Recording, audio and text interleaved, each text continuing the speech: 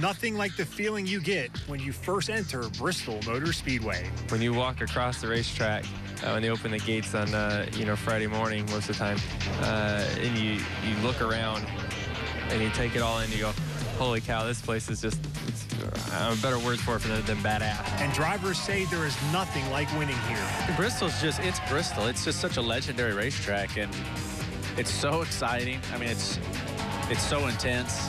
Wins there are just really special. This place is not for the faint of heart. The way that I've had success there in the past is to respect the track, but at the same time know when you have to attack. And it can make even the biggest name drivers feel small. The first time you walk into that place and you see those how highly banked the turns are, it's intimidating. When this thing gets rolling, it's not a race. It's Bristol, baby. Bristol International Speedway invites you to the first annual Volunteer 500. Here comes Earnhardt. He hits Labonte. Labonte spins in turn 2. The sold-out crowd on its feet here at Bristol as they cheer Mark Martin across the finish line. Elliott Sadler set to pull off the Bristol upset and take the Wood Brothers back to victory lane at Bristol Motor Speedway.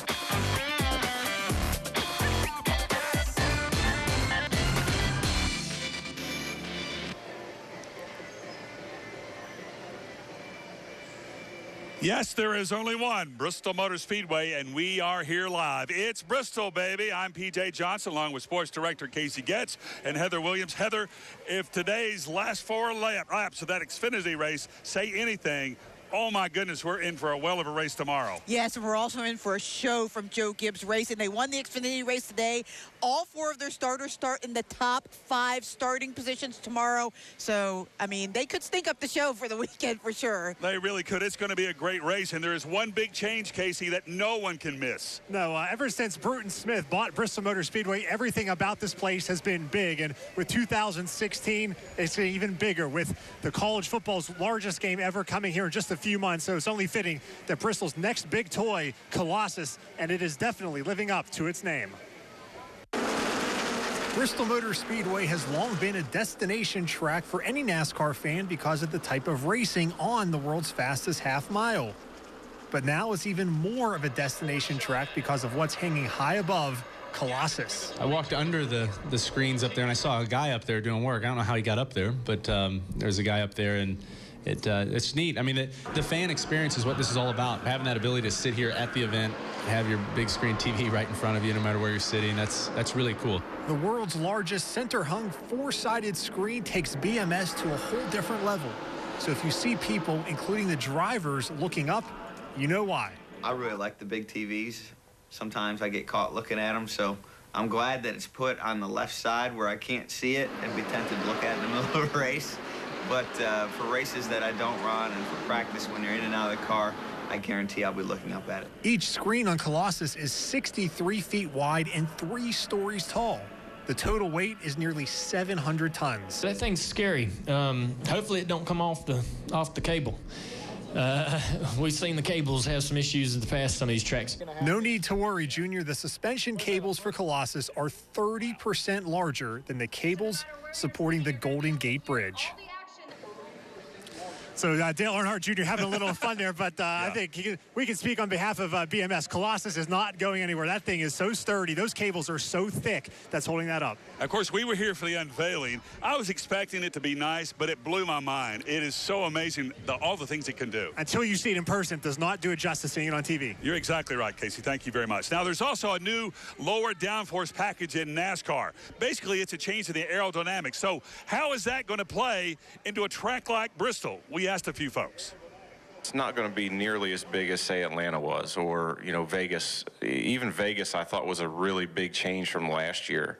Not so much in the speeds because we still had those really fast speeds on new tires, but just in that fall off. Obviously, slower tracks we go to, the less the aero package makes a difference, but I think it'll help. I think the racing's always good at Bristol. It's always exciting, and I think it'll add to the excitement.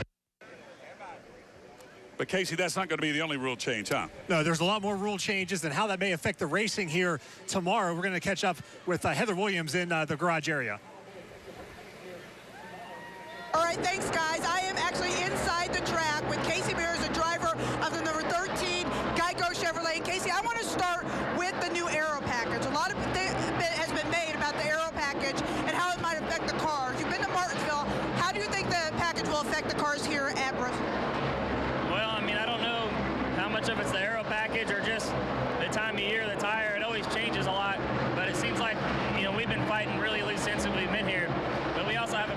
different clip that we had versus last year that RCR's developed. So it's hard to really determine exactly what the reason is, but some of the loose end for sure is having a lot less spoiler than you had here at Bristol. So it's going to be interesting. There's always challenges every year when they make changes or when the team makes changes. So we're just trying to stay on top of that. And if we can get the car a little bit tighter in, I think we'll be good. Bristol's been a pretty good track for you. Maybe hasn't always showed up in the finishes, but you've run well here. What do you like about Bristol? What's cool about Bristol? I mean, there isn't a whole lot that you don't like about Bristol. I mean, just obviously the place itself is an amazing facility, and there's a lot of fans that come here and love it. It's just a really fast, short track, and it's kind of a technique to drive around this place and a timing. It's just a lot of fun to drive. All right, thank you so much for your time. That is Casey Mears, a driver number 13, Geico Chevrolet, and we'll send it back out to you, Casey. All right, thanks a lot, Heather. Coming up, we're going to talk about how Bristol was once a small Tennessee track. Now it is the last great Coliseum, PJ. It certainly is. And I'm going to go one-on-one with a man who made Bristol what it is today. That's right, PJ, one-on-one with Bruton Smith. Up next, it's Bristol, baby. I love driving up the ramp and making that left-hand turn on top of the tire building there. It's a special win, and that's something I hope to do again very soon.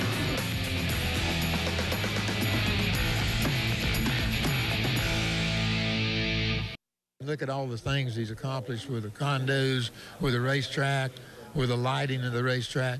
He had all kinds of ideas, and money never seemed to be the objects.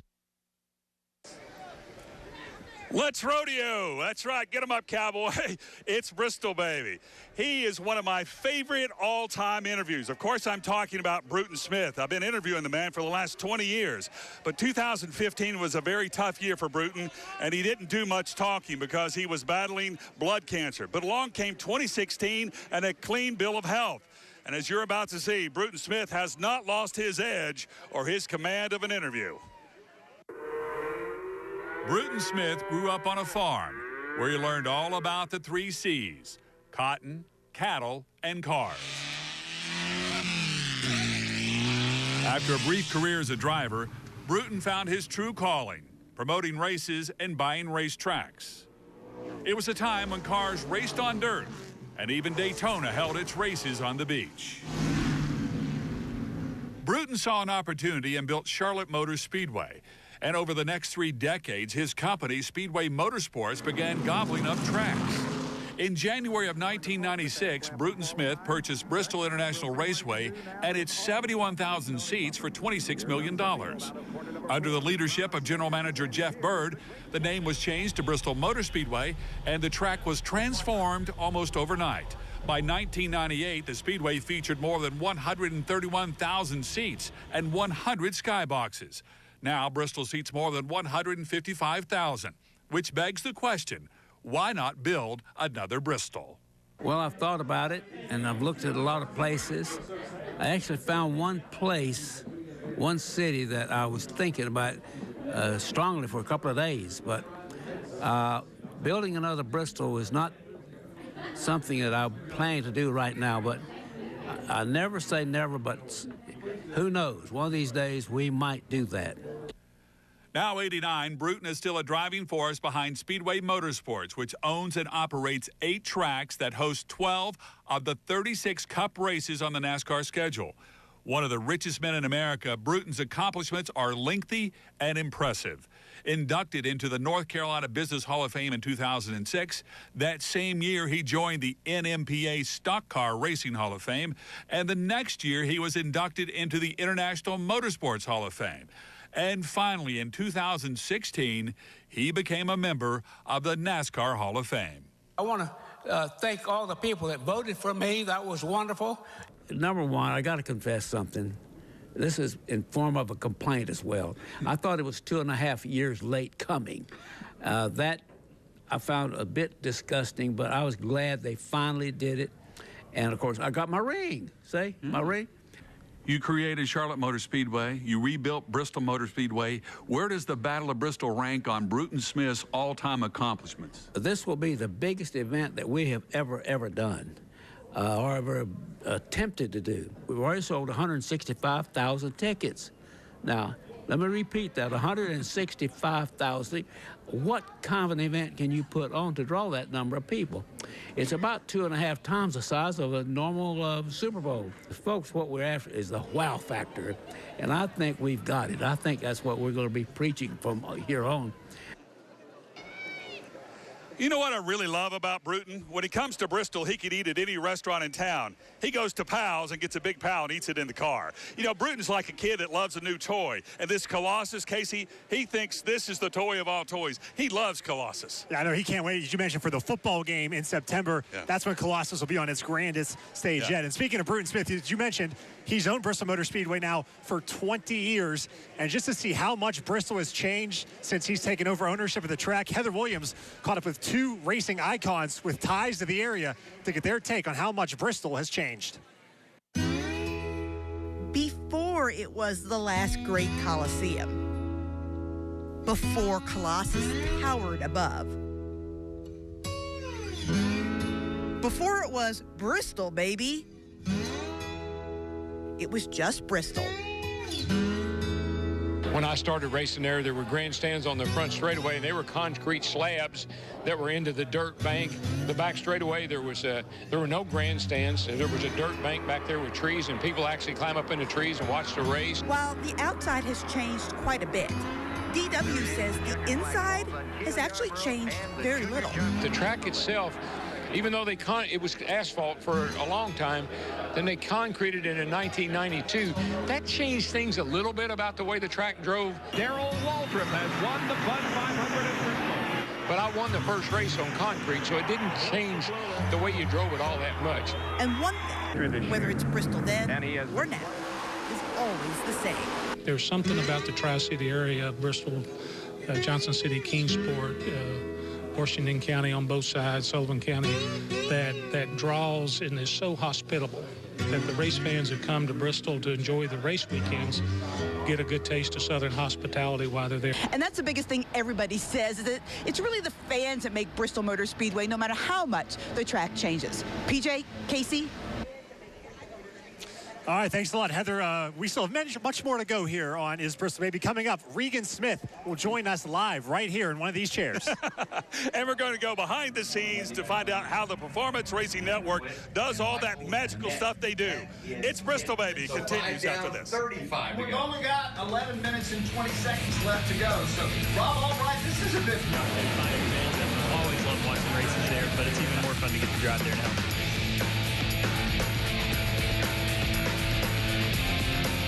What are we hearing? Carl Edwards is in the wall. He's hammered by Kurt Busch off the back straightaway. Also involved, Paul Menard.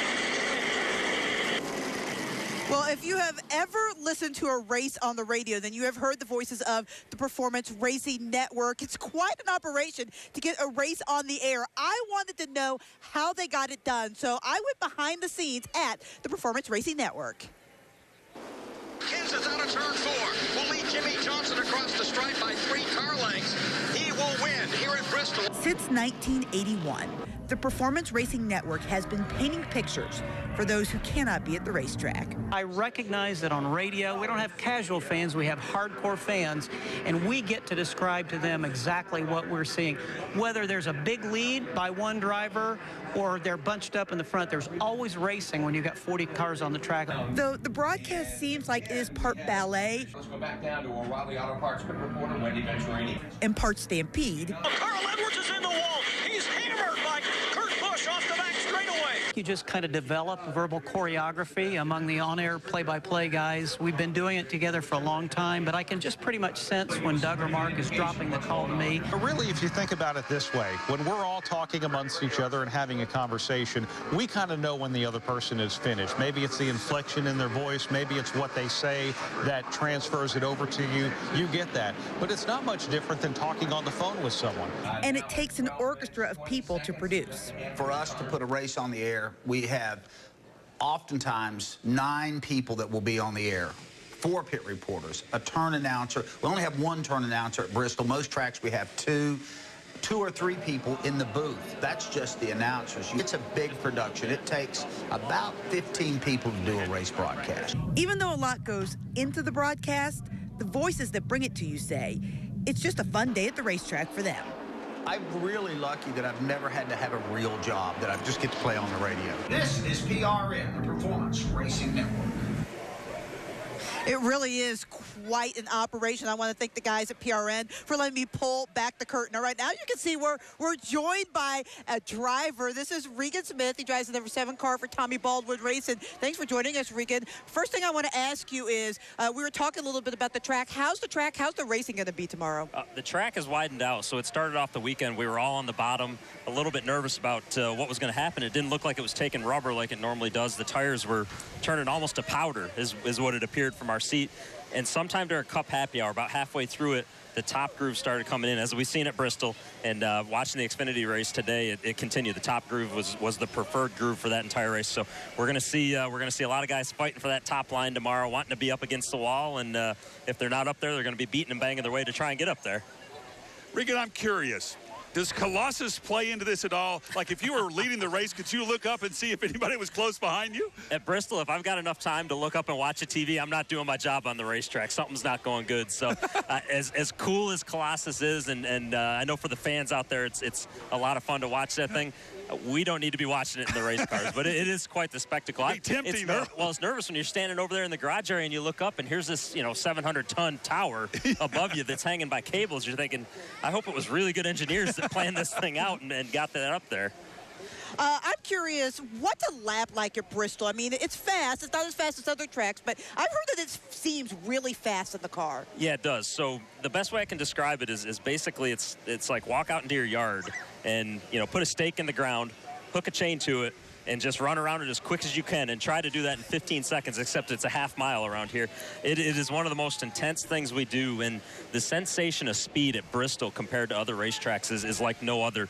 Something to do with the fact that it's just so narrow, the lines that we run here, how many cars are packed in together. It's as crazy as anything. The only place that even remotely compares, I would say, would be Dover, Delaware. 2 concrete racetracks, so go figure, but it's an extremely quick lap. Regan, we know you're a busy guy. We appreciate you showing up today. Guys, I appreciate having me, and looking forward to tomorrow. Best of luck to you. When we come back, Casey rejoins us, plus Jeff Birchfield of the Johnson City Press with his racing opinion. Stay with us.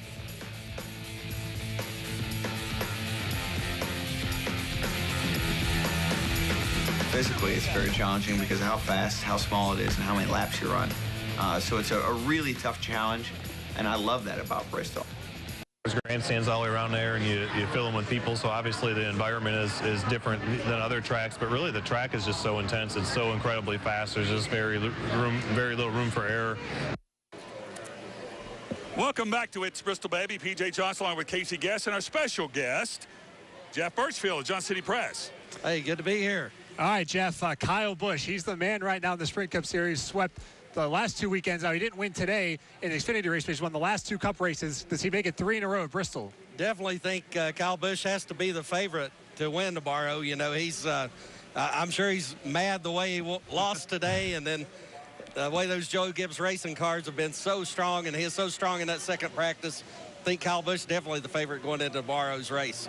Give us an underdog to look out for tomorrow. There's somebody that's going under the radar, Jeff. Somebody really under the radar is going to be Knoxville's Trevor Bayne, because Roush Fenway Racing always pulls out a surprise at this race. Ricky Stenhouse been runner-up a couple times.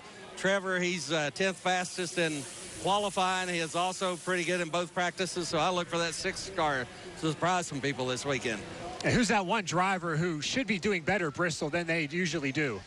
One driver who should do a little better than they usually do, well, recent years, Kurt Busch, he always had so much success, but, the last couple of years, he's really not been a factor for the win like you would think he would have.